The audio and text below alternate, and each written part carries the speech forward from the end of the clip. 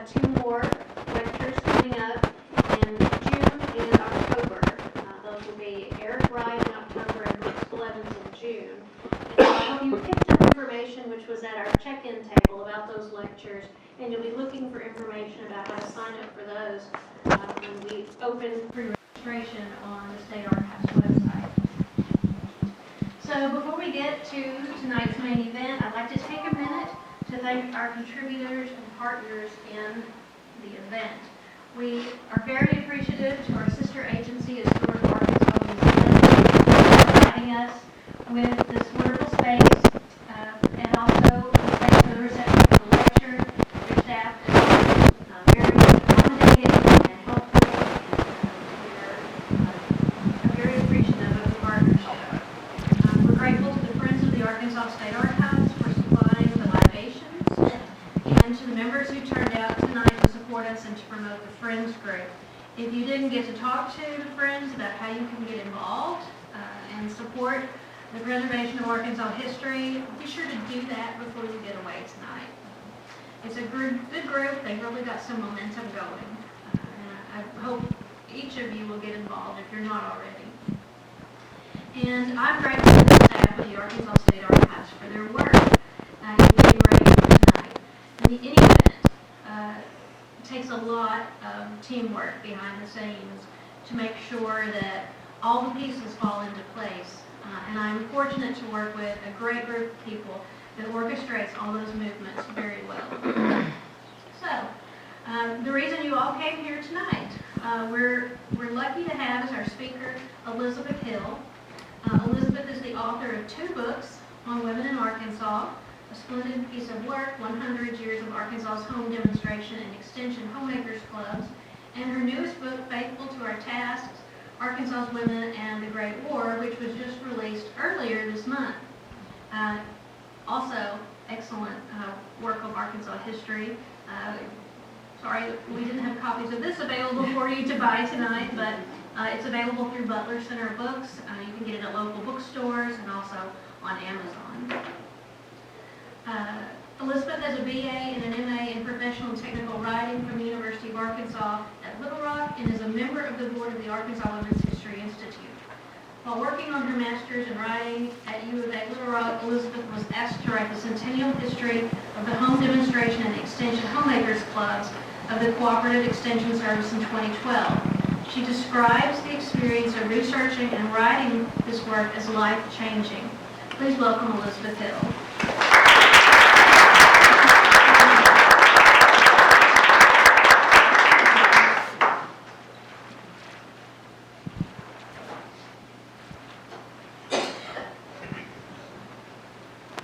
I'm so delighted to be here tonight. I want you to meet my husband, Richard.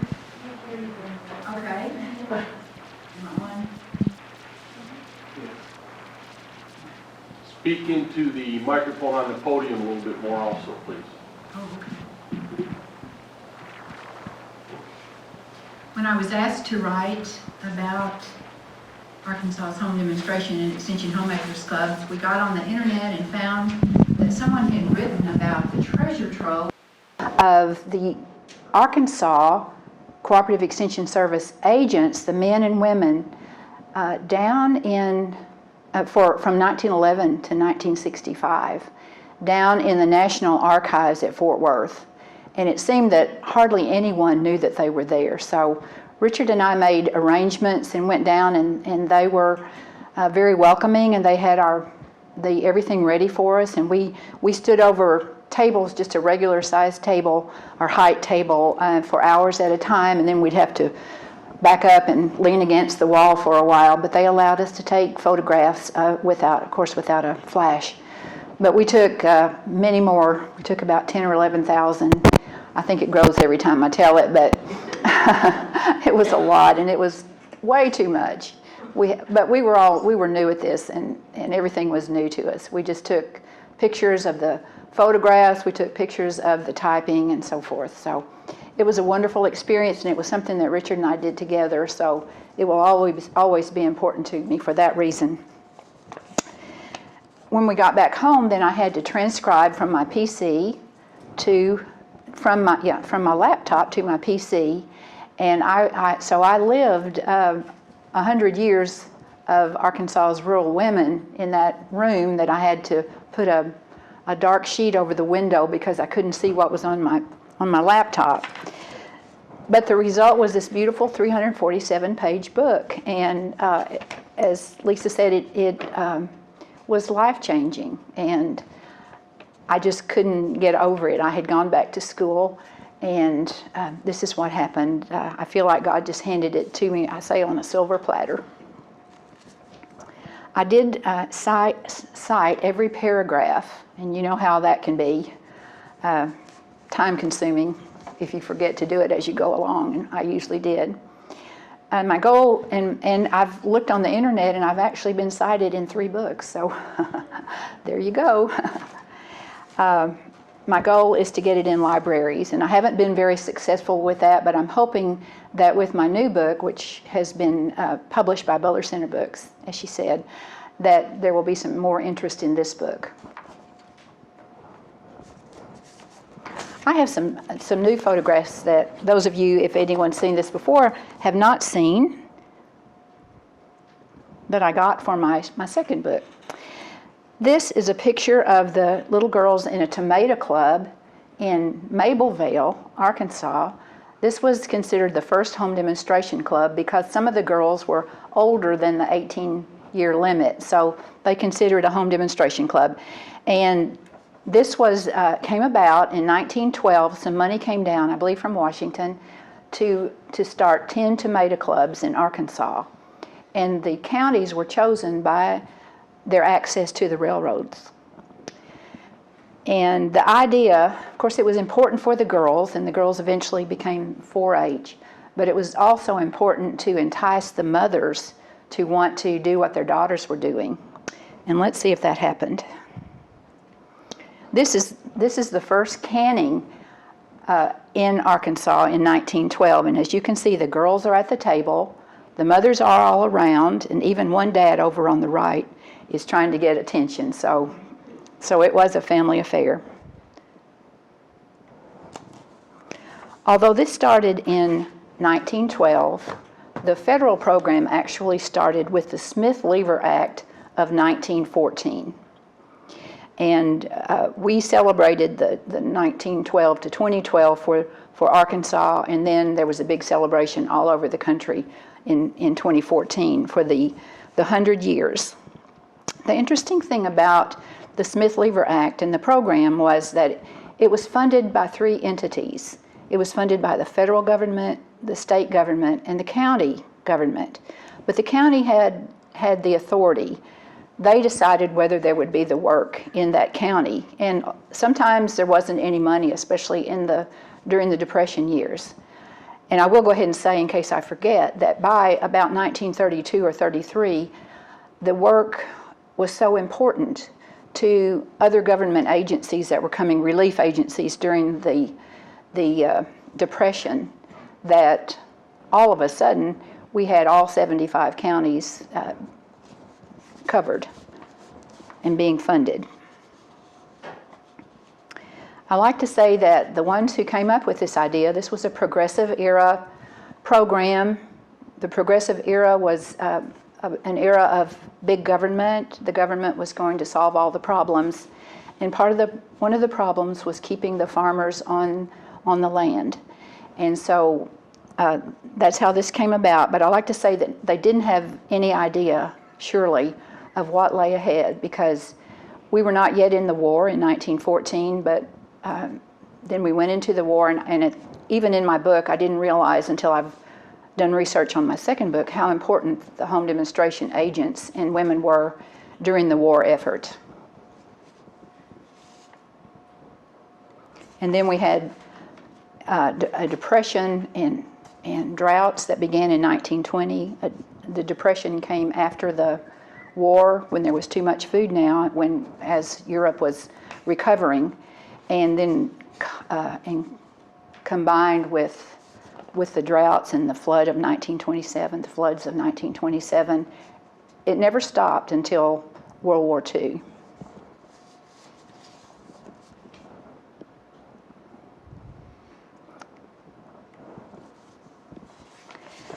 This is a wonderful picture of 6 African American agents. And it was difficult for me to realize that I was going to have to write a book about a segregated program. But it was until 1965.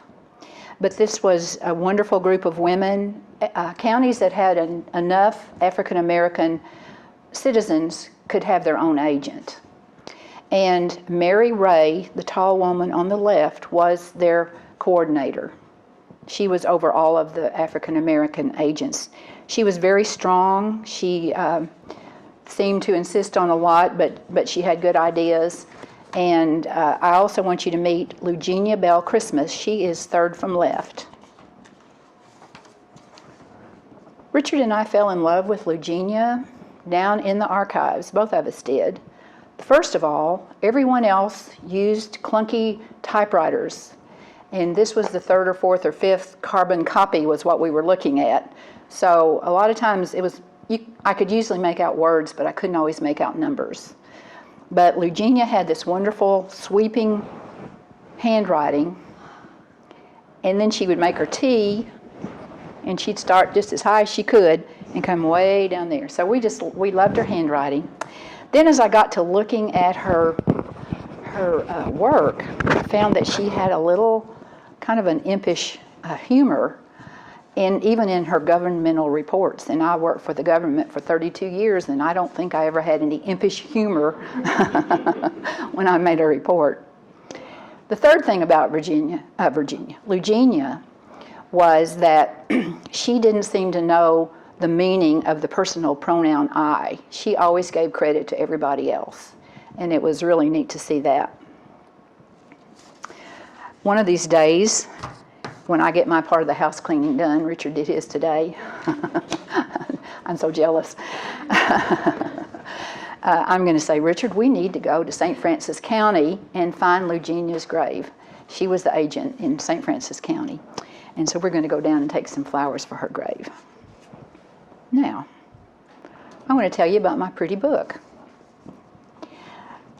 It is self-published. Our daughter had InDesign, and she had published a book before, so it was not hard, and I think it's quite a quite beautiful book. But we were working one Sunday after we got home from church, trying to figure out what kind of cover. I wanted something, and so I remembered my grandmother, Alta Elizabeth Cone Eccles, for whom I'm partially named, who died in 1945. She had started, she had I think it was a 6-sided star, just made out of a little nondescript cotton. And so I got it. Mother had given it to me, and I held it down really tightly, and Richard took a close-up picture, and then when we sent it to our daughter, she enlarged it so it looks like burlap or something, but it was just very tightly woven little cotton. So I'm really pleased that I was able to honor her in that way. And then the word of several decades was splendid. You didn't look pretty, you didn't look handsome, you looked splendid. So that's where we got that. And then a piece of work was not a negative or a positive thing, it was just what I have to do. Like I have to clean the house, that's my piece of work for tomorrow. And so a splendid piece of work, it has several meanings. I think the book is a splendid piece of work, and the program was a splendid piece of work, so it worked out beautifully. Although women loved contests, and they had bread contests, all of the photographs that we found were of the teenage girls.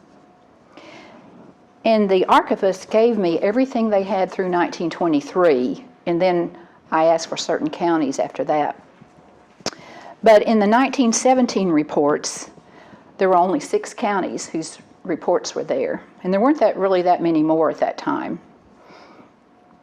And in those 6 counties, 111 women had reported that they had made bread with substitutes.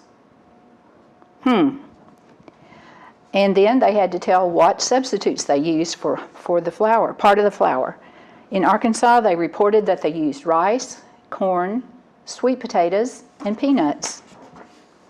I eventually learned of the shortage of wheat nationwide as we were having to feed our European allies who had been, by 1917, they had been in that horrible war for 3 years, and they were on the brink of starvation.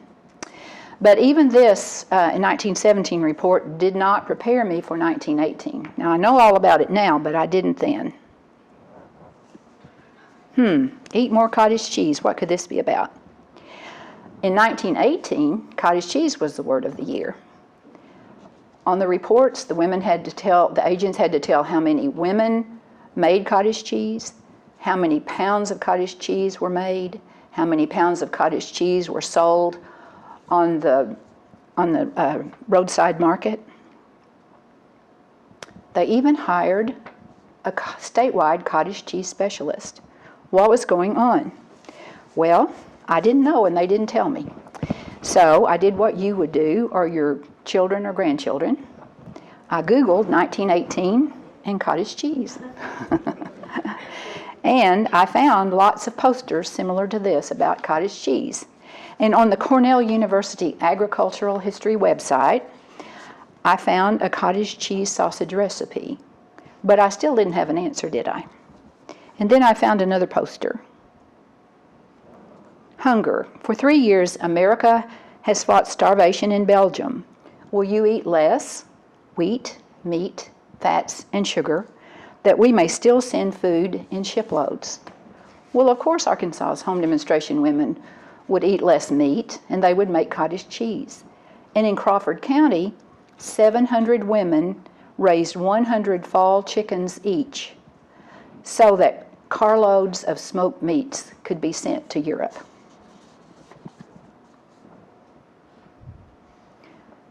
There are the chickens. I forgot that picture.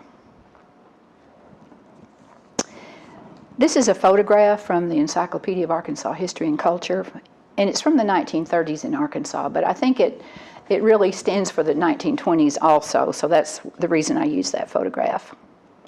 As I said a minute ago, there was a glut of food and a drop in the food market. Then there were terrible droughts that began in the 1920s. I don't think they were quite as bad as the early 30s. But it led to a severe agricultural depression in 1920, not 1929. So I'm going to show this picture again. And I'm going to ask Richard to read the Saline County agent's assessment of the greatest needs. Apparently on her report, on the narrative part, she was asked to tell about the greatest needs that she found in her county. This was 1927. The greatest needs were the needs of the children. Many showed evidence of malnutrition. If a mother had a good garden the year around, a good orchard to supply different fruits and poultry and dairy products, and better home conditions, it's not unreasonable to believe that she would can and preserve fruits, vegetables, and meats to take care of her family's needs. But if she did not know canning principles, she would be eager to learn. She would also have her mind free to think of the preparation of food and the clothing for the children. So we can see that in the 1920s, hunger was a major concern.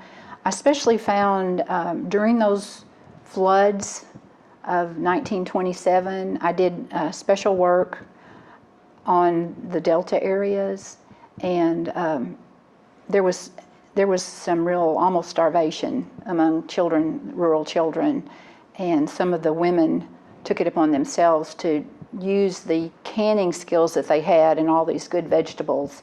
And this was in Elaine, Arkansas, where they got 10 feet of water in Phillips County. And during that following January through about March, 4 days a week, they provided good hot soup and crackers for the children so that they would have a good meal, something warm.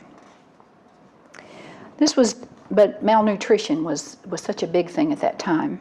This was a time in the United States when mothers worried about getting their toddlers through the second summer during a time when clean milk was not universally available. A woman's life expectancy was 48 years. Most children lost a brother or sister. One of the main concerns for mothers also was weaning diarrhea, which was often fatal, and it was caused by protein malnutrition in children taken off breast milk and placed on amino acid deficient food. I learned more about pellagra, which is a debilitating vitamin B3 niacin deficiency. I learned about it in my study of the floods down in the Delta, as so many of the laborers on the plantations, the sharecroppers and the laborers, were forced to come into town and be taken care of because the plantations were flooded, and the agents found numerous cases of pellagra. In fact, the governor even had called a special conference together to try to figure out what to do about pellagra. But I call the 1920s the decade of the vegetable. Agents were teaching people to have salads and to grow more than one kind of vegetable. And so this agent said the carrot has about come into its own. Spinach, rhubarb, celery, head lettuce, parsley, kohlrabi, and are some of our newest vegetables. Now, I mentioned that the Smith-Lever Act was enacted in 1914. Well, in 1913, the U.S. Secretary of Agriculture was trying to decide just what they could do. So he sent out a letter to the wives of 55 crop correspondents throughout the United States. And he asked them, what can the U.S. Department of Agriculture do for you? They got about 2,000 responses, letters, and I have included 3 of them in my book, and I've